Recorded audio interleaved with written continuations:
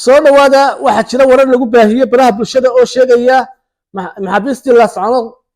laga soo qabtay in mid kamid ah uu ku dhintay jeelka Hargeysa arintaas aan doonayaa inaan isku taago oo waliba wararka si khaldan loo dhigayo sidoo kale waxaan doonayaa inaan isku taago ciidamadii madaniga ahaa la qarameeyay iyo warar ka soo kordhay oo arrimada ku saabsan doonayaan in la wadaago boqor burbudo oo gaaray Sanaag iyo sidoo kale hadal uu maalintii shalay taa yiri wasiirka gaashaandhigga Somaliland oo hadalkan ahaa badan dadku waxay ku cawdeen amarka dagaalka waxa laga soo Hargeysa maanta amarka dagaalka iyo kaamilku wuxuu yaalaa Ceerigaabo sidaas hadalkan oo dadyoga qaar ba si ay u dhigayeen ayaa doonaya in hadalkaas waxa uu yahay wixii iga baxay baan aan la wadaago muuqaalka waxa ka codsanaya noo la garayso noo shirgalsay ma fogino gaarso Ramadaan mubaarak horta marka koobaad Allah u naxariistay Maxamed Salebaan waa ninka halka ka muuqanaya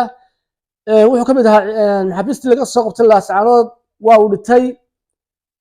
ninkaas wuxuu dhintay xanuun xumada oo dhaweydba Somaliland ka jiray gaar ahaan Hargeysa ka jiray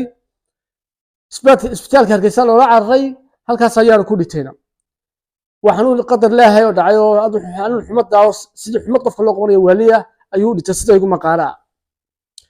waxa arkay laba qolaan doonaya marka arintooda isku taago qolaba qolaha jabayso lahayd xumadu muu dhimana waa dishay aniguna kuwan ka jarayna horta mid baa lii sheegay walaal kuwa jabay waxaan leeyahay walaalayaal maxaabiista naga haysaan ma ogidin inay qaar kamid inay xanuun ugu dhintaan halka oo ninkii magaciisa muxuu ahaa isoo xasatay magaciisa bay inuu sare kii u dambeeyay xanuun waa kii u dhintay walba nin sare abu ahaa ninkaas adeer la kala xishooda reeyaan anagu dad ma gacan ku soo qabanay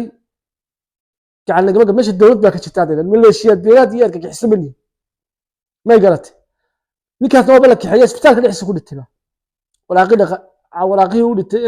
xanuunka u dhintay yaactiis wax walba wala haya taata saaleeyahay dadka baraha bulshada beenta ku baahinayaan waxa leeyahay shame you wanaftina wax shooday ma dareeya warka baahinaysan ka shooda taata saaleeyahay maalmaha badda waarkiisana ciidamo madaniga ayaa la qarameeyay gobolka Sanaag imika waa gabagabo qabihii ugu dambeeyay buur madooba maanta qayb ka qaatay Ceergaabo gaaray oo waa la qarameeyay saxal kaaga muuqanaysa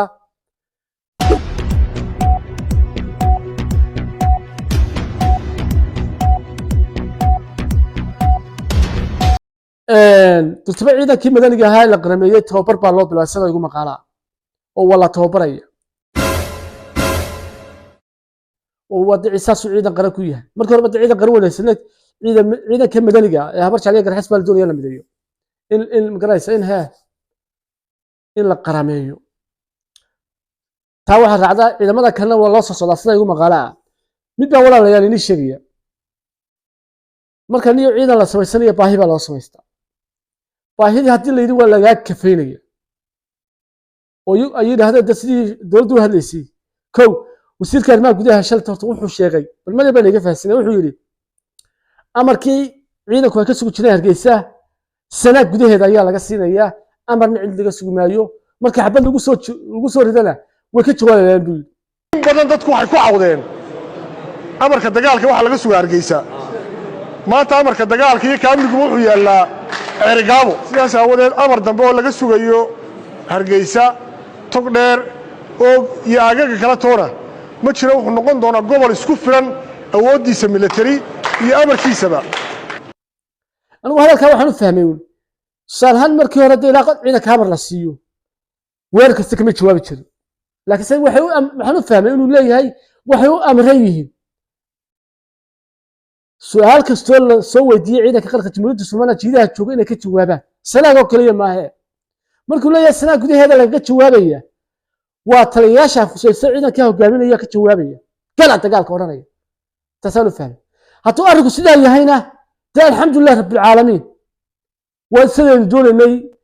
oo ciidan beeleed iyo ciidan madani waxay noogu wanaagsan ciidan qarab bay noogu wanaagsan inuu dalban nahay han iyo himilo leh iyo heegside hal ciidan inuu yeelano wacad ma garatay laakiin halkaas su'aal baad u taala haddii lacala sidan ay sheegayaan waxba u noqon waayaan sheekooyinkii hore meelo la gubayiyo dawarada la soo qaaday laga jawaabi waayo iyo amar baa la sugaya hidhidhidii no nin walba qorigiisu soo qaadanaya hubkiisi waa halaysii weeye walaalayaal ma soconayso waxaas ya laakiin se dowladda waxaynu ku addacaynaa anigu mucaarad baan qaar baa shalayta waxaan arkaya dadyo imaagayo leh ma sidan mucaarad ku tahay marka mucaaradnimadu ma inaan sida xayawaanka sida dadka qaar ugu dhaqmaa miya ya no mid baan ku sheegay walaalo xitaa waxaan waxba ka ogeyn baan anigu ogahay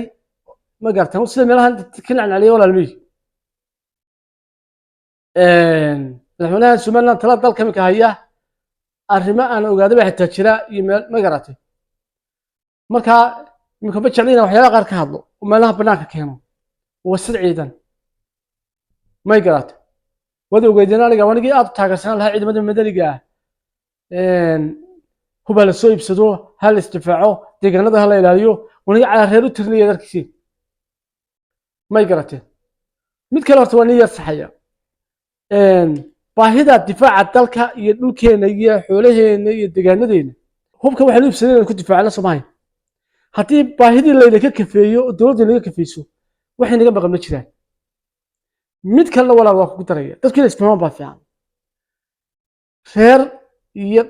qabiil iyo qaran inay isku dhaafsano ma wacana imika tusaale mid aragtay reer kaliya oo kursi qaramada madow ku leh oo reer hebel qaramada madow waa xubin bay ka yihiin la xubinta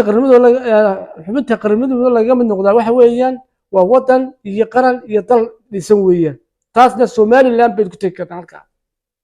habar wal lagu tagi kari maayo habar jacayl lagu tagi kari maayo garxas lagu tagi kari maayo arab lagu tagi kari maayo samaro lagu tagi kari maayo waa magaca Somaliland lagu tagi marka inagoo helayna ciidan qaran ciidan beeleed sabaynu baahnaa ma taalo haddii ciidankii qaranka la leeyahay uu difaacaya waynu ku eegayna haddaynu difaaci waaydo waajibkeenu gudanayna ya markii hore bas markii baahi loo qabtay amar la sugay soo waajibaadkeena meena gudan iyagana ku eegayna inay ka soo baxaan ballanta waa kimid xubin hog shaqo lahaa